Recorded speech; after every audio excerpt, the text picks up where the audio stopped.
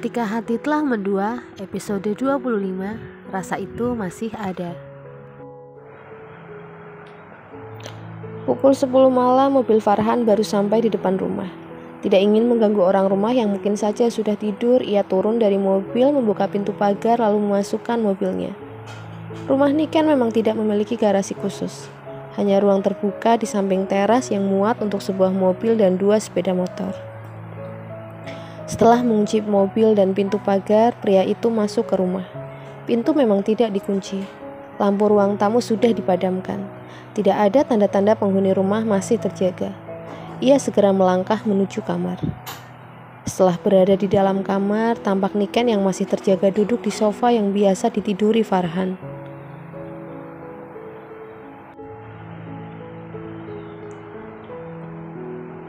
Ada Andra dan Dira yang tidur di kasur. Malam ini Dira memang merengek minta tidur bersama mama dan adiknya. "Belum tidur?" tanya Farhan lembut. "Belum, lagi nunggu orang yang pulang terlambat tapi gak ngasih kabar," jawab Niken datar. Farhan tersenyum. "Maaf, aku udah bilang ke Naura tadi siang. Apa kuota Mas tidak cukup untuk mengirimi istri Mas pesan?" Farhan tersenyum lagi. "Maaf, besok-besok kalau pulang terlambat lagi aku bilang ke kamu." Pria itu duduk di sebelah istrinya. "Dari mana saja? Habis ketemuan sama daun muda?" "Iya." "Gila kamu Mas, itu memang udah jadi penyakit kamu.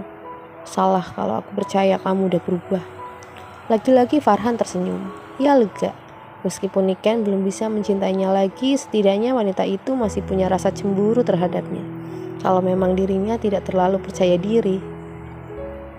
Niken berdiri berniat pindah ke ranjang. Ia lelah. Dari tadi mengkhawatirkan suaminya, pria itu malah menghabiskan waktu dengan wanita lain. Daun muda.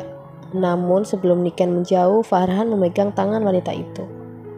"Aku memang habis ketemuan sama daun muda. Di pasar tadi aku ketemu dia. Banyak banget. Karena aku memang lagi butuh dia." "Mas gila. Hanya karena kita tidak tidur bersama, Mas melakukannya dengan perempuan lain. Sebegitu pentingnyakah kebutuhan biologismu? Aku menyesal melakukan amanat Indra." "Dengerin aku dulu. Memangnya aku bilang tentang kebutuhan biologisku ya? Soal itu, aku sanggup menunggu kapanpun kamu bisa. Aku sudah cukup bahagia kamu mau menjadi istriku lagi." Farhan berhenti sejenak, menunggu respon Niken. Karena sang istri diam saja, pria itu melanjutkan lagi penjelasannya. "Warungku ada pesanan dadakan 500 nasi box untuk besok siang. Mereka meminta menu nasi padang. Tentu saja harus ada menu lalapan kan?" Niken masih belum merespon. "Dan karena menunya nasi padang, lalapannya daun singkong muda rebus. Itu yang aku maksud daun muda." Ingin rasanya Farhan tertawa terbahak, namun ia takut akan menambah kemarahan Niken. Wanita itu mengepaskan tangan suaminya. Ia malu sebenarnya, tetapi tentu saja gengsi mengakui telah salah sangka. Farhan berdiri, diraihnya lagi tangan Niken. "Mau kemana?" "Tidur." Farhan menghapus jarak di antara mereka. Satu kecupan mendarat di kening Niken. "Selamat tidur. Jangan pikirkan daun muda. Pikirkan saja aku yang sungguh-sungguh ingin berubah." "Udah Isya kan?" Niken mengangguk. Aku juga udah tadi di rumah warung. Mau cuci tangan, abis itu tidur. Sekali lagi Farhan mendaratkan kecupannya. Pipi Niken kini yang menjadi sasaran. "Aku mencintaimu." Tidak ingin menjawab, wanita itu langsung berjalan ke arah ranjang. Nikenku belum berubah. Dia masih sama seperti dulu. Seperti 19 tahun yang lalu saat aku baru mengenalnya. Harusnya seperti inilah aku memperlakukannya. "Ken, beri aku kesempatan untuk menjadi suami yang paling kamu harapkan dan kamu inginkan." Esoknya seperti biasa Farhan membangunkan sang istri. Perbuatan yang sama pun dilakukannya. Sampai saat ini dia masih suka mencuri ciuman di bibir istrinya di saat wanita itu masih tidur. "Mas berangkat jam berapa?" tanya Niken begitu membuka mata. "Lebih pagi kayaknya. Aku gak bisa antar anak-anak." "Kalau gitu biar aku yang antar." "Dira dan Andra kamu tinggal?" "Hanya sebentar." "Baiklah, tapi hati-hati ya, gak usah ngebut. Aku lihat kamu sekarang suka ngebut kalau bawa motor sendiri," ujar Farhan. "Kan kalau cuma sendiri. Sendiri pun keselamatan tetap yang utama." "Iya." Farhan tersenyum sambil memandangi Niken. "Kenapa?" tanya wanita itu. Farhan menggeleng, namun senyum masih bertengger di bibirnya. "Ada yang lucu, ada yang aneh." Bukannya menjawab, pria itu justru makin meningkatkan wajahnya, hingga bibirnya berhasil mendarat di bibir Niken.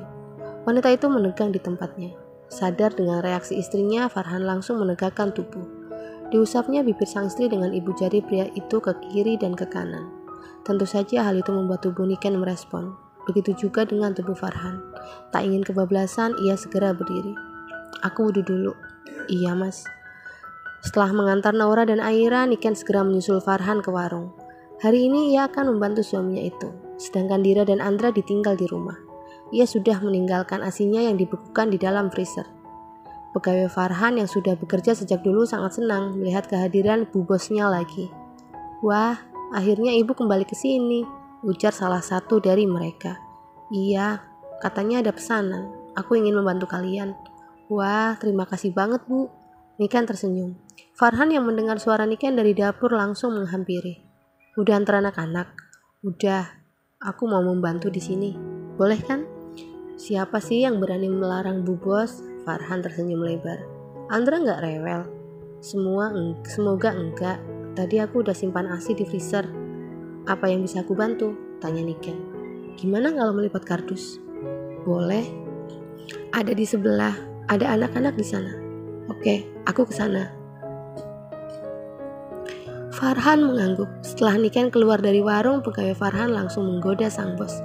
"Cie, Bapak." Pria itu tidak bisa menyembunyikan rasa bahagianya juga rasa malu dari orang-orang yang menjadi saksi hidupnya itu. Pukul 11:30 siang, 500 nasi kotak sudah siap diantar. "Mas mau ngantar nasi boxnya?" tanya Niken sambil menyapu membersihkan lantai rumah Farhan. "Enggak, biar Andi saja yang mengantar, hujan juga." "Oh, Mas mau aku bikinkan teh hangat?" Niken berjalan ke arah dapur untuk menyimpan sapu yang tadi digunakan. "Boleh." Wanita itu memasak air untuk menyeduh teh, sekalian untuk mengisi termos. Farhan memang tidak menggunakan dispenser. Tanpa diduga, tiba-tiba Farhan melingkarkan tangan di perut istrinya itu. Tubuh wanita itu menegang karenanya. "Biarkan seperti ini sebentar saja, aku merindukanmu. Aku tidak akan meminta lebih, aku hanya ingin memelukmu," pinta Farhan. Niken pun hanya bisa membiarkan apa yang sang suami lakukan. Terbawa suasana, pria itu mulai menciumi kepala, pundak, hingga leher istrinya. Membalikkan tubuh sang istri, pria itu menyentuh bibir wanita yang dicintai itu dengan bibirnya. Terbuai dengan perlakuan itu, Niken membalas. Ada rasa rindu yang besar di antara mereka. Dibiarkannya rasa itu tersalurkan lewat apa yang sedang mereka lakukan. Hingga akhirnya suara tanda air mendidih menghentikan kegiatan mereka. Pasangan yang sudah tidak muda lagi itu salah tingkah karenanya. "Maaf, aku terbawa suasana," ucap Farhan. Niken tidak menanggapi. Ia masih gamang dengan hatinya. Halo, menyukai cerita ini? Boleh banget buat subscribe channel ini. Karena cerita-cerita yang ditayangkan di channel ini tidak akan bertele-tele. Harus subscribe dan nyalakan lonceng pokoknya, biar gak ketinggalan notifikasi cerita baru.